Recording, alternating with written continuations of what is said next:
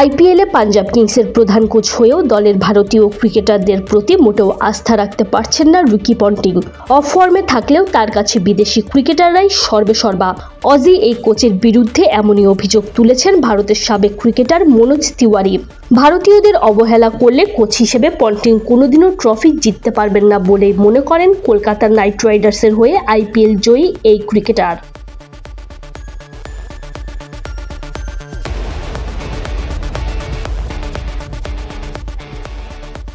শনিবার কলকাতা নাইট রাইডার্সের বিপক্ষে বৃষ্টিতে ভেসে যাওয়া ম্যাচে প্রথম ইনিংসে ব্যাট করে 4 উইকেটে 201 রান তোলে পাঞ্জাব। প্রভসিমরন সিং 49 বলে 83 রান করে আউট হওয়ার পর অফ ফর্মে থাকা গ্লেন ম্যাক্সওয়েলকে ব্যাটিংয়ে পাঠান পন্টিং, যিনি মাত্র 7 রান করেন।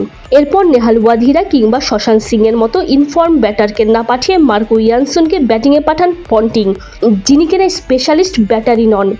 যখন 20 বলের মতো বাকি ছিল তখনও ব্যাটিংয়ে আসেন জশ ইংলিশ। ভারতীয় ব্যাটাররা ফর্মে থাকা সত্ত্বেও পরপর 3 বিদেশিকে ব্যাটিংয়ে পাঠানো হয়, তাতেই ক্ষোভ ঝেড়েছেন মনোজ তিওয়ারি।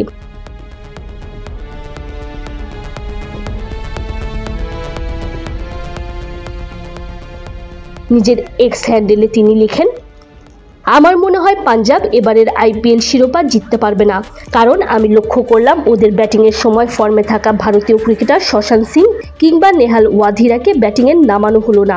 পরিবর্তে বিদেশিদের ওপর কোচ বেশি ভরসা রাখলেন। বিদেশিরা কিন্তু একদমই পারফর্ম করতে ব্যর্থ হলেন।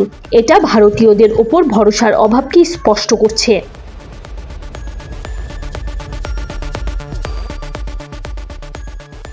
তিনি আরও বলেন, এভাবেই তিনি যদি নিজের কোচিংয়ে দৃষ্টিভঙ্গি জারি রাখেন তাহলে টপ 2-তে যদি পাঞ্জাব ওঠেও তাহলেও তারা ট্রফি জিততে পারবে না।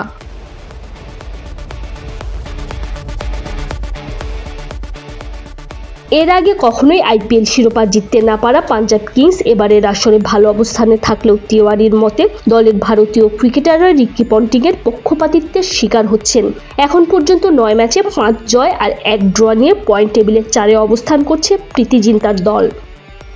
Tanzim Oishi, BD cric time.